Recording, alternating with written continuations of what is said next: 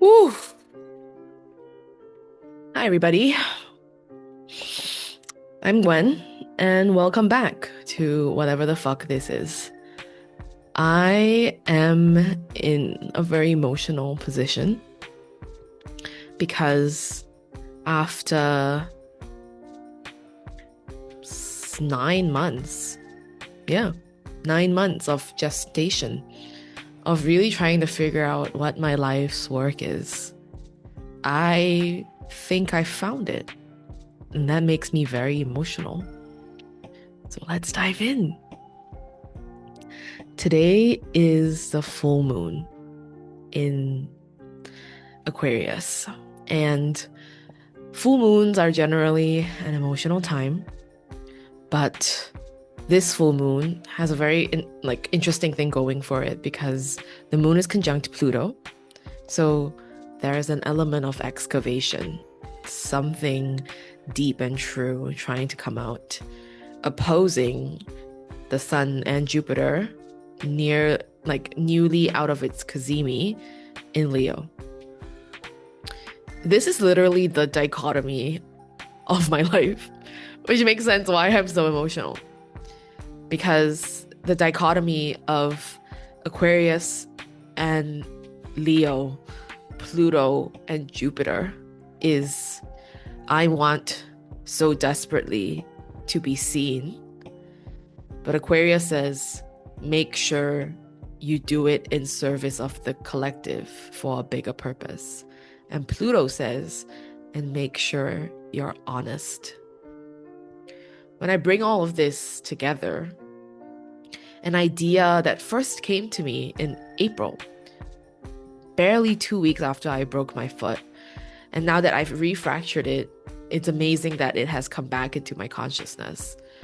But it is I guess you could call it a brand name, an ethos, something that I stand for that encompasses the full extent of me, my life. And that is Gwen Gets Weird. Oh, I'm getting like tingles in my chest as I say it. My intention for talking about this, my reason for wanting to be visible, is actually quite simple. It is the same reason that I wrote blogs when I was 15, the same reason that I showed up dutifully to Facebook and posted about my journey every day when I was 20. It's the same reason why at 22 I founded an empathy training company and worked on it, hosting strangers for dinner, opening up, getting people to share what was on their hearts. It's the reason I became an astrologer and started sharing my stories in the context of astrology to kind of make the cosmos more legible. The same thread is I share to help people feel less alone. And along the way, for the past week or so, I've been building out my creative portfolio. So I've been sharing on Substack and a few other places that lately I've been getting more commissions to actually be paid for my art. And I thought that was kind of like the universe telling me, oh, okay, you can, pursue this other path of doing creative work, reels, video editing, all the things that make you happy as a viable income stream. And I'm still pursuing that. I finished my portfolio and I got it up. But I feel like the bigger question that I need to sit with is, why do I feel like everyone else's stories are more important to put all that energy and effort into to kind of package it nicely? Why is that worth it and not my own? No one is going to tell my story for me. And I have the skills to tell a damn good story. So why not tell my own? Do I not trust that the value of my lived experiences, the wisdom that I have, of everything that I've lived through? Do I not trust that this deserves to be a proper body of work? Do I not trust that I have the skills and expertise needed of over, I don't know how many years now, decades of storytelling experience? Do I not trust that I can actually put this together? I can put together something that actually benefits hundreds, if not thousands, of people around the world simply through sharing my story properly. And I think that's the key word here. And I'm surprised that this is the direction that this is going in. We have this idea that, content, like when we make content, when we talk about visibility, it has to be like quick, reels, like less than 1 minute. Like we have this idea that we have to like grab attention and get it and keep it.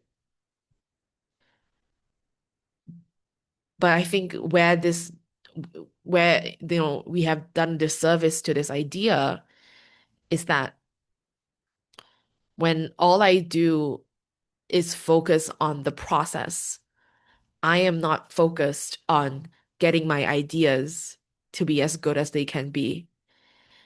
And as I was drafting out this, I don't know what this will be, signature series, this limited podcast, I don't know. I drafted out 10 episodes, guys. For the first time in my creative life, I'm actually like, I, it's like I am the creative director of something that is purely my own. This is the first time I'm doing this, even after years and years of doing creative work. And when I looked at it like that, what shook me was the idea that there was absolutely no way that I would have done that if I did not give myself permission to step off the content hamster wheel. The algorithm is designed in such a way that it sucks you in.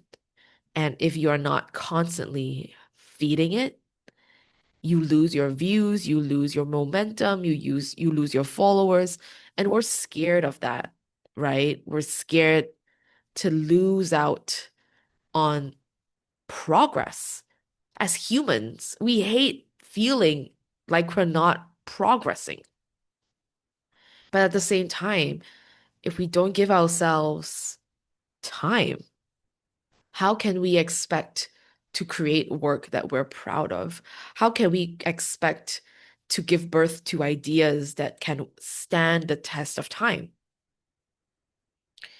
I felt like for so long I had to choose between one or the other. I could either be a very successful businesswoman pandering to the algorithm, or I could be, I guess, almost like this starving artist archetype. I feel like right now I can be both, or at least I want to be. There's this beautiful creative project that only I can make because only I have all of these lived experiences inside of me.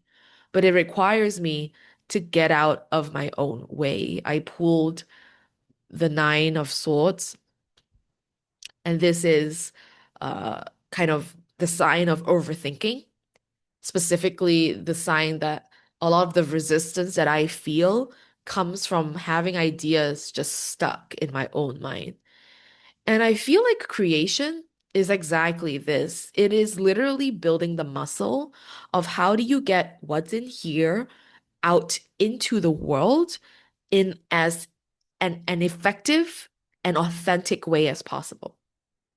That's what I've realized now. Creation is simply how good are you at getting whatever's in here into the real world and in a way that actually makes an impact, not like sloppily putting together a 5 second reel and then wondering, oh man, why don't people see the real me? I want to be proud of my creative work. I want to create things that, like, 5, 10 years later, I look back and I'm like, hell yeah, I'm so proud I made that. I don't want to look at Like I was going through my Substack and kind of cleaning up my archives from all the way back to 2023. And yes, there are so many gems, among all the things that I've written.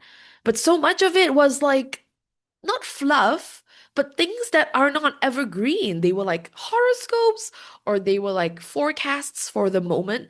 And it was very obvious, at least to me, that I was writing to keep up. I wasn't writing to express. I wasn't writing to because I had something important to share. And I think as a result of that, the things that I look back on from in my Substack from 2023 to today, the things that I'm most proud of are my personal stories. When I shared something that was true, that was happening for me, that helps someone else feel less alone. That is the kind of writing that I love best and that I love reading best as well. So if I believe that stories can change the world, if I believe that stories can help people feel less alone, that stories can actually change the trajectory of society, why not share my own? It's my story.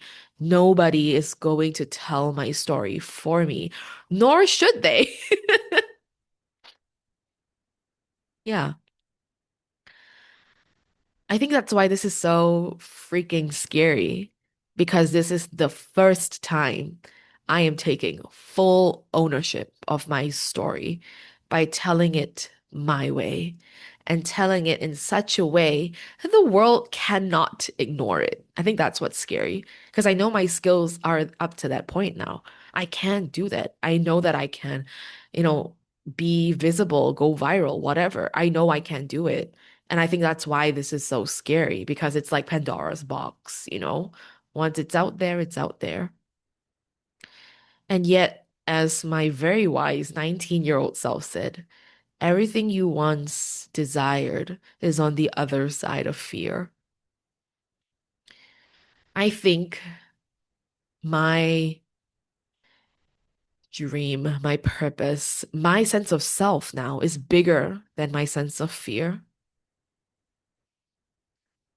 I think the impact that this can make will far, far outweigh anything that, any bad thing that someone could say about me. Because honestly, what can they say?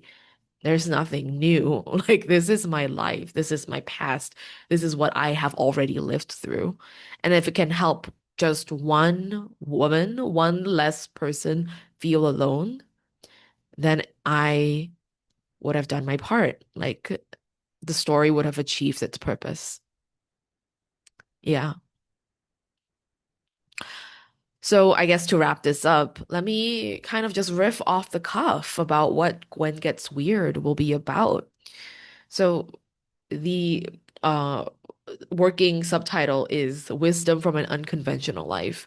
And I think the idea came back to me because, this guy slid into my DMs and like, when you don't really think about your life until like someone's in that getting to know you stage. And as I was kind of like going through the motions with him, I was just reflecting on how every single choice that I have ever made in my life is fucking weird.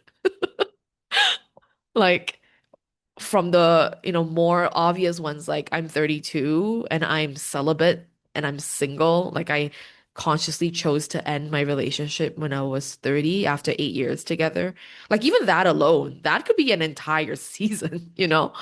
Um, but like more than that, like the fact that I've been self-employed for 10 years, the fact that I chose to leave my weird job of being an empathy trainer to become my even weirder job of becoming an astrologer to now doing whatever the hell this is, right? Like I've kind of just always moved with truth. Like every experience that life has thrown me, whether it's getting estranged from my family, to getting diagnosed with ADHD, to reversing my PCOS and kind of like getting my health back, to even like my hobbies, like Lindy Hop, this 100-year-old dance from Harlem, New York, the Black African American community.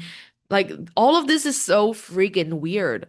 Nobody does this, or I don't think nobody does all of this. You know what I mean? I feel like I don't have a single normal hobby or like trait in my life other than the fact that I'm learning the guitar now. And even that was kind of weird because I'm 32. No one really learns a new instrument at 32, let alone self-taught.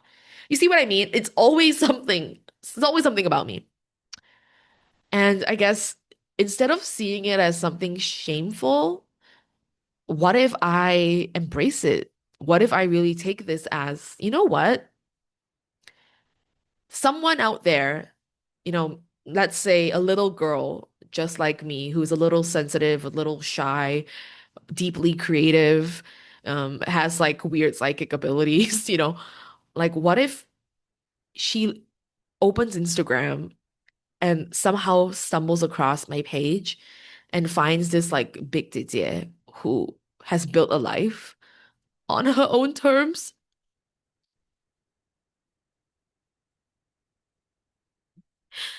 and it gives her permission to be herself.